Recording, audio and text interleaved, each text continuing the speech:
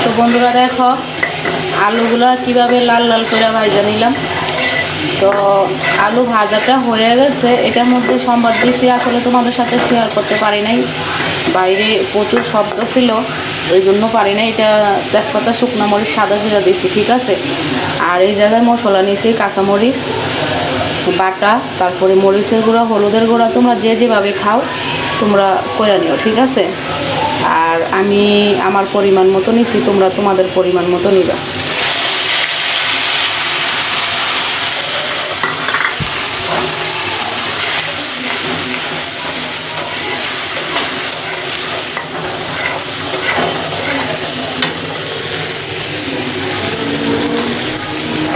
এখন এটা কষা নিতেছি, কষানো হয়ে গেলে আমি কসুরমুখীগুলো দিয়ে দেবো, একটু আধা ভাঙ্গা করে দেবো।